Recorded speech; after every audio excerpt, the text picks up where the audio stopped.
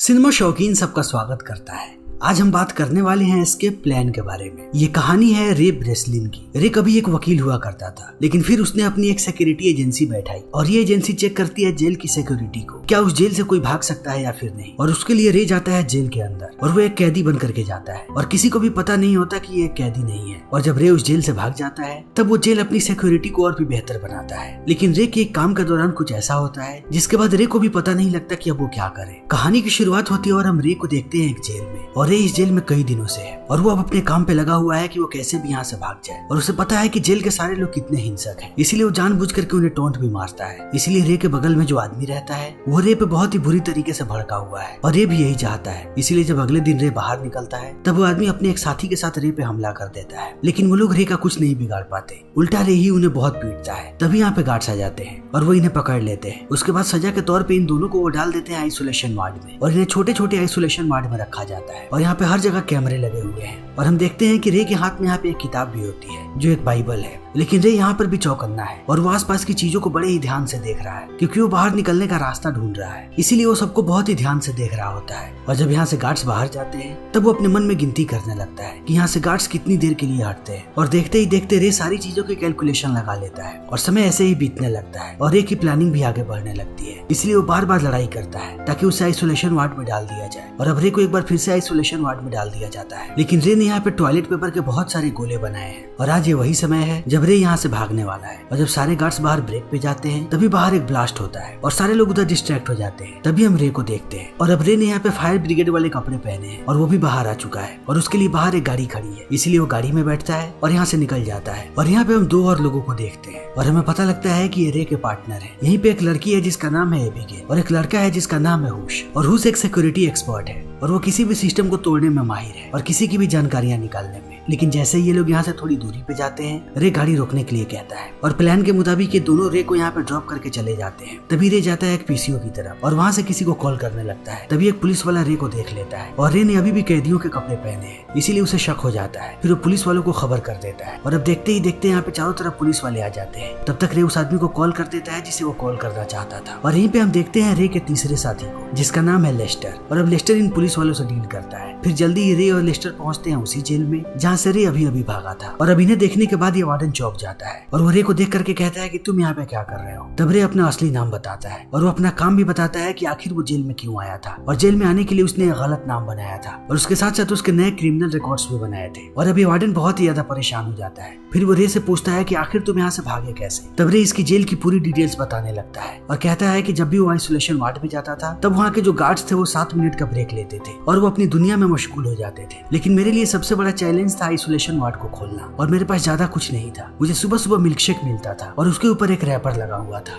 इसीलिए जब मैं आखिरी बार पहुंचा आइसोलेशन वार्ड में तब मैंने उसे सिक्योरिटी कीपैड के ऊपर चिपका दिया और मैंने टॉयलेट पेपर से गोले बनाए थे जिसे मैंने पीपहोल के ऊपर चिपका दिया था ताकि मैं पीपहोल को खोल सकूं। फिर जैसे ही गार्ड वहाँ से बाहर निकला मैंने पीपहोल को खोल लिया और उसके बाद उस रैपर को बाहर निकाला और मुझे उससे पता लग गया कि कौन कौन से नंबर्स दबाए गए हैं। और वहाँ से बाहर निकलते ही मैंने सिक्योरिटी में छेड़छाड़ की और मेरे जो अंदर बैठने की रिकॉर्डिंग थी उसे मैंने रिप्ले पे डाल दिया। इसीलिए सिक्योरिटी वालों को कुछ पता नहीं चला कि मैं वहाँ से गायब हूँ। और अब मुझे वक्त मिल गया 7 मिनट का जब तक गार्ड्स वापस नहीं आते। इसीलिए मैं वहाँ से बाहर भागने लगा और मैं एग्जॉस्ट की तरफ से होकर के बाहर आ गया। और आखिरी काम किया मेरे साथियों ने यहाँ पे ब्लास्ट करके। तभी यहाँ पे फायर ब्रिगेड्स वाले आ गए और मैंने उनके कपड़े पहन लिए और आसानी से बाहर निकल गया। और इन सारी बातों को सुनने के बाद अब वार्डन दंग रह जाता है। और यहाँ पे हमें पता लगता है कि इस काम के लिए रे अब इनसे $5 मिलियन लेने वाला है। लेकिन क्लार्क यहाँ पे वार्डन से कहता है कि ये पैसे हम ब्यूरो ऑफ प्रिजन से लेंगे क्योंकि हम उन्हीं के लिए काम करते हैं और उन लोगों ने ही हमें ये कॉन्ट्रैक्ट दिया था। और इतना कहने के बाद वो चले जाते हैं और समय ऐसे ही बीतने लगता है। और थोड़े समय के बाद जब ये लोग ऑफिस में होते हैं तभी यहाँ पे एक CIA एजेंट आती है जिसका नाम है जेसिका मिलर और उसके पास रे के लिए काम है और वो चाहती है कि रे एक और जेल में जाए। और ये जेल अब तक की सबसे बड़ी जेल है और दुनिया के सबसे खतरनाक मुजरिमों को इस जेल में रखा जाएगा जिनके भागने के चांसेस सबसे ज्यादा हैं। इसलिए वो लोग रे को हायर करना चाहते हैं ताकि रे इस बात की पुष्टि करे कि उस जेल से कोई नहीं भाग सकता। और वैसी जेल अब तक पूरी दुनिया में कहीं नहीं बनी है और इस तरीके का ये पहला जेल है। और जेसिका ये भी कहती है कि हम अंदर का भी मुआयना करना चाहते हैं कि वहाँ पे कैदियों के साथ कैसा बर्ताव किया जाता है और इस काम के लिए तुम्हें दुगने पैसे मिलेंगे, जितना तुम्हारा नॉर्मल चार्ज है उससे सीधा दुगना। लेकिन इस बात को सुनने के बाद ये लोग समझ नहीं पाते कि आखिर ये लोग दुगना पैसा क्यों दे रहे हैं। तब जेसिका यहाँ पे अपनी शर्तें बताना शुरू करती है और कहती है कि ये काम आपको बिल्कुल ही अलग तरीके से करना पड़ेगा। इस बार हम आपको या फिर आपकी टीम को बिल्कुल भी नहीं बताएंगे कि वो जेल कहाँ पे है और आप अंदर किसी की भी मदद नहीं ले पाएंगे और आपको एक नॉर्मल कैदी की तरह रहना पड़ेगा और तब अगर आप वहाँ से भाग सके तब हम आपकी जीत मानेंगे। लेकिन इस बात को सुनते ही अबिगेल कहती है कि नहीं, हम ऐसे ही से कहीं भी नहीं भेज सकते जहाँ हमें पता ही ना हो कि अभी कहाँ पे है। और हुश भी इस बात के लिए मना करने लगता है और कहता है कि ये काम बहुत ही रिस्की है क्योंकि ये जेल का मामला है। लेकिन अब क्लार्क कन्विंस करने लगता है रे को और रे भी मान जाता है क्योंकि रे को चैलेंजेस पसंद है। इसीलिए अब इसकी टीम अपना काम शुरू कर देती है और ये लोग सबसे पहले रे की यहाँ पे एक नई आईडी बनाते हैं और इस बार उसकी आईडी होती है एक माफिया की जिसने पूरी दुनिया में गन्स और बारूद भेजा है और वो बंदूकों की तस्करी करता है। इसीलिए उसके ऊपर बहुत सारे चार्जेस लगे हैं और हर जगह की पुलिस उसे ढूंढ रही है। लेकिन ये सब करने के बाद अब वो दिन आ जाता है जब इसका पिकअप होने वाला होता है और जब पुलिस वाले उसे पकड़ने वाले होते हैं। लेकिन अबिगेल अभी भी बहुत ही ज्यादा डरी हुई है और हुश भी। इसीलिए लोग कहते हैं कि हमें अपनी सावधानी रखनी पड़ेगी और इतना कहने के बाद अब हुश कहता है कि मैं तुम्हारे शरीर में एक ट्रैकर लगाऊंगा। लेकिन रे इस बात के लिए मना करता है। तब ये दोनों कहते हैं कि इसके बिना हम तुम्हें नहीं जाने देंगे। तब रे भी मान जाता है और हुश रे के हाथ पे एक ट्रैकर लगा देता है और अब रे यहाँ से निकल पड़ता है उस जगह पे जाने के लिए जहाँ पे उसे पुलिस वाले पकड़ने वाले हैं और वो एकदम पॉइंट पे जाकर के खड़ा हो जाता है और ये लोग दूर से रे को देख रहे होते हैं। तभी रे के सामने आकर के एक काली वैन रुकती है और उसके अंदर से कुछ लोग निकलते हैं जो रे को जबरदस्ती भर लेते हैं उस गाड़ी में और इन्हें देख करके बिल्कुल भी नहीं लगता कि ये पुलिस वाले हैं और यही चीज अबिगेल को भी लगती है। लेकिन जब तक ये लोग नीचे जाते तब तक वो वैन निकल जाती है और अब रे को भी इस बात का एहसास हो चुका है। इसीलिए वो उसे अपने आप को छुड़ाने की कोशिश कर रहा है। लेकिन उन लोगों ने अब पकड़ रखा है रे को और वो उसके पूरे बॉडी को स्कैन कर रहे हैं ये कहीं उसके बॉडी में कोई ट्रैकर तो नहीं। और थोड़ी देर के बाद उन्हें ट्रैकर मिल भी जाता है। इसीलिए यहाँ का एक आदमी चाकू निकालता है और वो उसके बाजू से उस ट्रैकर को बाहर निकाल देता है। लेकिन अब रे यहाँ पे बहुत ज्यादा रेसिस्ट कर रहा होता है और वो अपने आप को छुड़ाने की कोशिश करता है। तब ये लोग रे के गले पे एक इंजेक्शन देते हैं और उसे बेहोश कर देते हैं। तभी हम हुश को देखते हैं और हुश को भी पता लग जाता है कि उन लोगों ने ट्रैकर को डिसेबल कर दिया है। इसीलिए अब हुश और अबिगेल पागल होने लगते हैं और उन्हें समझ में नहीं आता है कि ये क्या हो रहा है और वो भी समझ जाते हैं कि रे अब किसी बड़ी मुसीबत में फंसने वाला है। तभी हम रे को देखते हैं जिसे किसी हेलीकॉप्टर से लेकर के जाया जा रहा है। लेकिन जैसे ही इन गार्ड्स को पता लगता है कि रे को फिर से होश आ गया है वो लोग उसे फिर से एक इंजेक्शन देते हैं और रे फिर से बेहोश हो जाता है। और इस बार जब उसकी आंख खुलती है तब वो अपने आपको जेल के अंदर पाता है। लेकिन यहाँ का नजारा देखने के बाद वो एकदम भौचक्का रह जाता है और वो देखता है कि उसे एक ट्रांसपेरेंट सेल में रखा गया है और इसे बहुत ही अजीबोगरीब तरीके से बनाया गया है।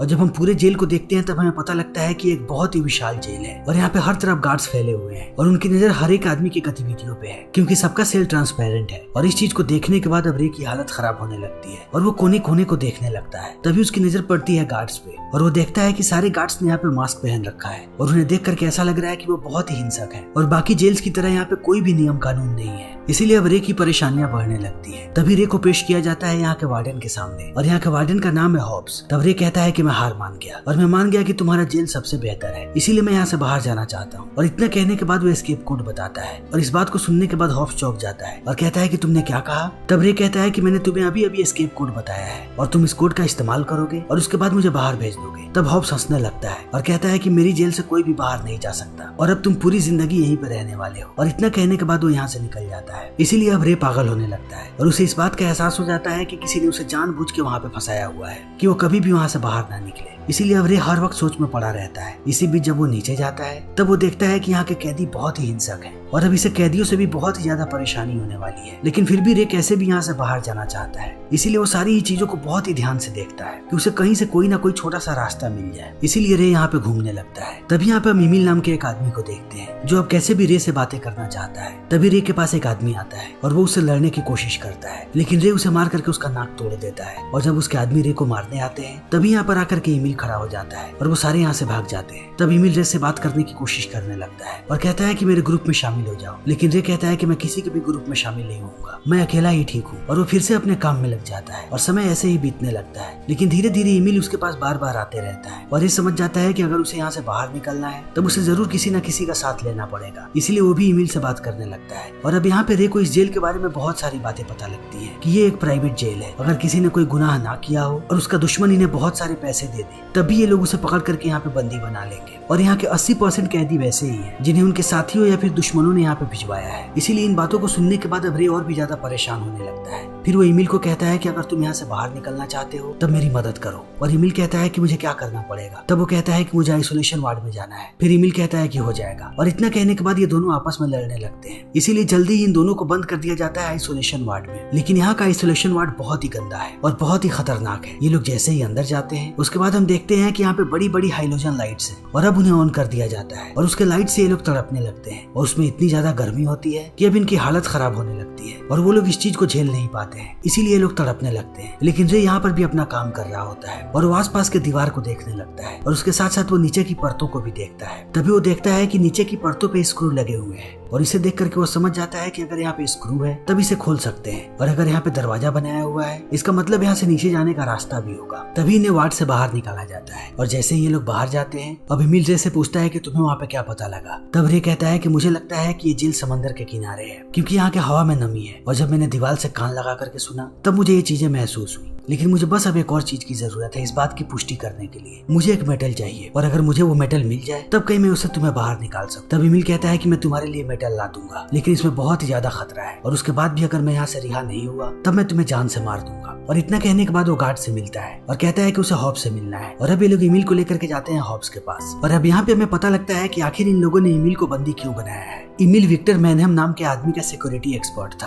और मैनहेम को पूरी दुनिया रॉबिन हुड मानती है क्योंकि मैनहेम ने दुनिया के सबसे अमीर लोगों को लूटा है और उनके सारे पैसे गरीबों में बांट दिए हैं। और अभी मैनहेम के पास बहुत सारे पैसे हैं, इसीलिए बहुत सारे लोगों ने एमिल को पकड़वा दिया ताकि एमिल उन्हें बता दे कि मैनहेम कहाँ पे है और उसके सारे साथी भी, क्योंकि अगर इन लोगों ने मैनहेम को पकड़ लिया तब इन्हें अरबों डॉलर्स मिलेंगे और हॉब्स भी यही चाहता है। इसीलिए वो एमिल से ये बातें पूछने लगता है लेकिन एमिल बातें बनाने लगता है और इस बात को सुनने के बाद हॉब्स गुस्सा हो जाता है। इसीलिए वो अपने साथियों को कहता है कि इसे सजा दो। फिर वो लोग इसके मुंह में एक पाइप डाल देते हैं जिससे बहुत सारा पानी गिर रहा होता है और अब देखते ही देखते इसकी सांसें बंद हो जाती है। तब वो लोग पाइप को हटा देते हैं। तभी हम देखते हैं कि एमिल यहाँ पे पड़ी हुई एक मेटल उठा लेता है और वो इसी काम के लिए यहाँ पे आया था और उसका काम हो गया। इसीलिए वो मेटल लेकर के नीचे पहुंचता है रे के पास और उसे मेटल देकर के कहता है कि अब तुम इसका क्या करोगे। तब वो कहता है कि अगर तुम मेटल के ऊपर टूथपेस्ट लगा दो और उसे हाइलोजन के सामने रखो तब उससे जो किरणें निकलती हैं उनका तापमान 200 डिग्री से ऊपर होता है और उस वार्ड के नीचे जितने भी स्क्रू लगे हुए हैं उन सब में जंग लगा होगा और अगर उनपे इतनी तेज रोशनी पड़ेगी तब वो अपने आप खुलने लगेंगे। इसीलिए अब मुझे फिर से आइसोलेशन वार्ड में जाना पड़ेगा। और इस बात को सुनने के बाद अब ये दोनों फिर से लड़ने लगते हैं और ऐसा ही होता है। यहाँ पे गार्ड्स आते हैं और इन्हें फिर से डाल देते हैं आइसोलेशन वार्ड में। लेकिन रे ने यहाँ पे एमिल को समझा करके भेजा है कि वो 5 मिनट के लिए सबको डिस्ट्रैक्ट करे और एमिल ऐसा ही करने लगता है। तभी हम देखते हैं कि रे अपने मुंह में टॉयलेट पेपर छुपा करके लाया होता है जिसे वो अपने आइसोलेशन वार्ड के कैमरे पे चिपका देता है। लेकिन उससे पहले ही उसने पिघला करके सारे के सारे स्क्रू खोल दिए हैं और अब वो नीचे जाता है। तब तक एमिल यहाँ पे वार्डन को उलझा करके रखता है और इसी तरीके से रे धीरे धीरे बाहर जाने लगता है और वो बहुत देर के बाद रास्तों को पार करके जैसे ही बाहर निकलता है उसे पता लगता है कि वो एक बहुत बड़े जहाज पे है और ये जहाज समंदर के बीचों बीच है। और इन सारी चीजों को देखने के बाद वो ये भी नहीं समझ पाता है कि आखिर ये जहाज कहाँ पे है। इसीलिए वो निराश होकर के वापस आने लगता है। तब तक यहाँ पे सब जगह पानी भरने लगता है क्योंकि रे से गलती से एक टूटी टूट जाती है। इसीलिए सारे के सारे गार्ड सब सारे के सारे आइसोलेशन वार्ड्स को खोल रहे होते हैं और रे भी ऊपर आ रहा होता है। और जैसे ये लोग रे का वार्ड खोलते हैं तब तक रे ऊपर आ चुका होता है और अब यहाँ से जाने के बाद वो मिलता है एमिल से। तब एमिल पूछता है कि हम कहाँ पे हैं। फिर वो बताता है कि हम लोग एक बहुत बड़े जहाज पे हैं, लेकिन ये जहाज कहाँ पे है हम बिल्कुल भी नहीं जानते क्योंकि अभी हम समंदर के बीचों बीच हैं। इसीलिए अब रे को कुछ भी समझ में नहीं आ रहा होता है। लेकिन वो कहता है कि मुझे थोड़ा समय चाहिए, मैं इसका रास्ता निकाल लूंगा। और अब समय ऐसे ही बीतने लगता है और रे और एमिल ऐसे ही प्लानिंग करने लगते हैं। लेकिन अब दूसरी तरफ हॉब्स को भी शक हो जाता है रे पे, इसीलिए वो अपनी खोजबीन शुरू कर देता है। और अब हॉब्स को सारी बातें पता लग जाती है कि रे जेल तोड़ करके भागने में कितना ज्यादा माहिर है। और यहीं पर हम रे को क्लार्क से भी बात करते हुए सुनते हैं और हमें पता लगता है कि क्लार्क मिला हुआ है रे से और उसी ने ये सारा का सारा षड्यंत्र रचा है। इसीलिए अब हॉब्स पीछे लग जाता है रे के और वो उसका जीना दुश्वार कर देता है। वो उसे रात रात भर नहीं सोने देता है और वो उसकी ऐसी हालत कर देता है कि रे कुछ भी नहीं सोच पाता है। और वो 24 घंटे रे पर नजर रखता है क्योंकि वो जानता है कि रे कोई प्लानिंग कर रहा होगा। और जल्दी ही रे को भी इस बात का आभास हो जाता है कि अब वो यहाँ से बाहर नहीं निकल पाएगा। इसीलिए जब एक दिन हॉब्स उसके पास आता है तब वो उससे कहता है कि मेरे पास तुम्हारे लिए एक ऑफर है, अगर तुम मुझे यहाँ से बाहर जाने दो तब मैं तुम्हारे लिए मैनहेम का पता बता सकता हूँ क्योंकि एमिल मेरा बहुत ही अच्छा दोस्त है और वो मुझ पर विश्वास करने लगा है और वो बहुत ही तगड़ा आदमी है। तुम लोग उसकी जान भी ले लोगे फिर भी वो मैनहेम के बारे में नहीं बताएगा, लेकिन अगर मैं उससे पूछूं तब वो धीरे धीरे मुझे सारी बातें बता देगा। तो सोच लो तुम्हें क्या चाहिए, क्योंकि जिसने भी मुझे यहाँ भेजने के लिए तुम्हें पैसे दिए हैं अगर तुम मैनहेम को पकड़ लो तो तुम्हें उससे कई गुना ज्यादा पैसे मिलेंगे। तो अब निर्णय तुम्हारा है। फिर इन सारी बातों को सुनने के बाद हॉब्स कहता है कि ठीक है, अगर तुम मुझे मैनहेम का पता बता दो तब मैं तुम्हें यहाँ से जाने दूंगा। इसीलिए अब रे एक बार फिर से काम पे लग जाता है। तभी दूसरी तरफ हम देखते हैं एबिगेल को और एबिगेल बहुत ज्यादा परेशान हो रही होती है क्योंकि उन्हें जो $5 मिलियन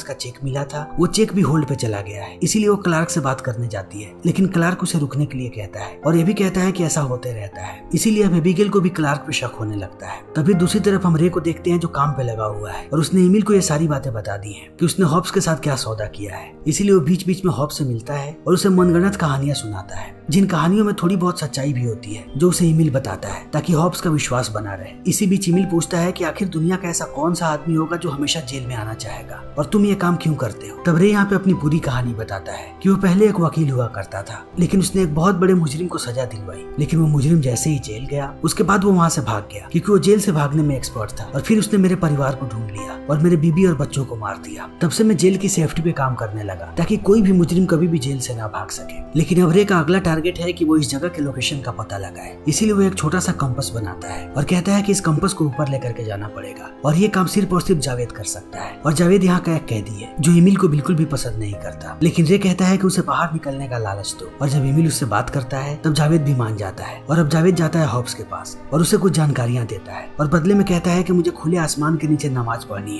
और हॉब्स भी मान जाता है। इसीलिए लोग रात को जावेद को भेजते हैं छत पे और वहाँ अब जावेद उस कंपास का इस्तेमाल करता है और वो सारे के सारे नंबर्स लिख करके लाता है जिसमें लॉन्गिट्यूड्स और लैटिट्यूड्स होते हैं। और जब रे उन्हें देखता है तब उसे पता लगता है कि वो मोरक्को के नजदीक है। इसीलिए अब रे ये सारी बातें बताता है ईमिल को और कहता है कि हमें किसी तरीके से इस लोकेशन को बाहर भेजना पड़ेगा अपने किसी आदमी के पास जो हमें यहाँ तक पिक करने के लिए आ सके और वो आदमी मोरक्को के आसपास का ही होना चाहिए, तभी कहीं हम यहाँ से बाहर निकल पाएंगे। तब इस बात को सुन के ईमिल कहता है कि मोरक्को का मेरा एक दोस्त है जिसपे मेरे बहुत सारे एहसान है और अगर उसके तक ये संदेश पहुंच जाए तब वो मुझे लेने के लिए जरूर आएगा। लेकिन अब इनकी सबसे बड़ी समस्या है कि ये संदेश को भेजेगा कौन। तब रे कहता है कि यहाँ का डॉक्टर। इसीलिए अब ईमिल रे के पैर पे एक घाव दे देता है और ये जैसे उस डॉक्टर से मिलता है वो उसे अपनी सच्चाई बताता है और वो अपने द्वारा लिखी हुई एक किताब के भी बारे में बताता है जो वार्डन के ऑफिस में होती है। और जब वो डॉक्टर उस किताब को पढ़ करके आता है तब वो बहुत ज्यादा सरप्राइज हो जाता है क्योंकि रे उसे बताता है कि उस किताब को मैंने ही लिखा है। और अब वो उसे पूरी सच्चाई बताने लगता है और उसे वो संदेश भी देता है और डॉक्टर भी इनकी मदद करने के लिए मान जाता है। इसीलिए अगले दिन वो संदेश भेज देता है और ये संदेश पहुंच जाता है ईमिल के दोस्तों के पास। इसीलिए अब वो घड़ी आ जाती है जब ये लोग यहाँ से बाहर निकलेंगे। लेकिन बाहर निकलने से पहले यहाँ पे इन्हें बहुत बड़ा हंगामा करना है ताकि सारे के सारे गार्ड्स यहाँ पे आ जाए और ये तीनों चुपके से निकल सके। और ऐसा ही होता है, जब यहाँ पे चारों तरफ अफरा तफरी मचती है तब इसी बीच ये तीनों निकल जाते हैं। लेकिन जल्दी ही हॉब्स को ये बात पता लग जाती है, इसीलिए वो अपने सारे गार्ड्स को भेजता है इन तीनों के पीछे और सारे लोग इन तीनों पे गोलियां चलाने लगते हैं और ये लोग ऐसे ही भागते जाते हैं। तब रे सबसे पहले यहाँ के सीसीटीवी कैमराज को बंद करता है, लेकिन हॉब्स बहुत ही चालाक है, वो जल्दी यहाँ के सारे दरवाजों को लॉक करवा देता है। तभी जावेद को भी गोली लग जाती है और इन सारी चीजों को देखने के बाद रे कहता है कि तुम ऊपर जाओ और अब मैं जा रहा हूँ कंट्रोल रूम में और मैं जल्दी यहाँ के सारे सिस्टम्स को बंद कर दूंगा, तब तुम दोनों ऊपर निकल जाना। तभी हम देखते हैं कि ईमिल के साथी भी यहाँ पे हेलीकॉप्टर लेकर के आ चुके हैं और इतना कहने के बाद अब रे निकल जाता है। तब ईमिल जावेद को अपने साथ चलने के लिए कहता है, लेकिन जावेद कहता है कि मुझे गोली लगी है और मैं मरने ही वाला हूँ, इसीलिए मेरा जाना किसी काम का नहीं है, तुम जाओ तब तक मैं इन लोगों को रोकता हूँ। इसीलिए अब ईमिल यहाँ से निकल जाता है और जावेद बंदूकों से इन सारे गार्ड्स को रोकने लगता है। लेकिन देखते ही देखते ये सारे के सारे गार्ड्स उसे भून करके रख देते हैं। तब तक रे पहुंच जाता है कंट्रोल रूम में और वो सारे के सारे दरवाजों को खोल देता है और ईमिल चला जाता है ऊपर। लेकिन अब हॉब्स फिर से सिस्टम को एक्टिवेट कर देता है, इसीलिए सारे के सारे दरवाजे बंद होने लगते हैं। तब तक ऊपर ईमिल हेलीकॉप्टर में चला जाता है और वो सारे गार्ड्स पे गोलियां चलाने लगता है। लेकिन अब हॉब्स देखता है कि यहाँ के सारे दरवाजे बंद हो चुके हैं, लेकिन फिर भी उसे रे नजर नहीं आ रहा। इसीलिए वो सोचने लगता है कि अब रे क्या प्लानिंग कर रहा है। तभी हम रे को एक टंकी में देखते हैं और यहाँ पे हमें रे की मास्टर प्लानिंग पता लगती है। उसने एग्जॉस्ट को शेड्यूल कर दिया था जब टंकी का सारा पानी बाहर गिरने वाला है और हॉब्स इस बात को समझ जाता है। लेकिन जब तक वो इस बात को समझता तब तक यहाँ का फ्लश ऑन हो जाता है और उसी पानी के साथ रे भी बाहर बह जाता है और वो ऊपर तैरने लगता है। तभी ईमिल उसे देख लेता है, इसीलिए वो उसके लिए नीचे सीढ़ियां फेंकता है। तब रे सीढ़ियों से लटक जाता है हेलीकॉप्टर के नीचे। तब तक हॉब्स ऊपर आ चुका होता है, इसीलिए वो अंधाधुन इन पे गोलियां चलाने लगता है। तब रे एक बंदूक मांगता है और वो देखता है कि नीचे ही बहुत सारा केमिकल पड़ा हुआ है, इसीलिए वो उन केमिकल्स पे गोली चलाता है और यहाँ पे एक बड़ा सा ब्लास्ट होता है और इसी ब्लास्ट में हॉब्स भी मारा जाता है और ये लोग यहाँ से निकल जाते हैं और पहुंचते हैं मोरक्को। तभी रे यहाँ पे देखता है जेसिका को और उसे देखते ही वो समझ जाता है कि जेसिका कोई भी CIA एजेंट नहीं है। और अब यहाँ पे उसे एक और बात पता लगती है कि ईमिल ही मैनहम है और वो अब तक सबको बेवकूफ बना रहा था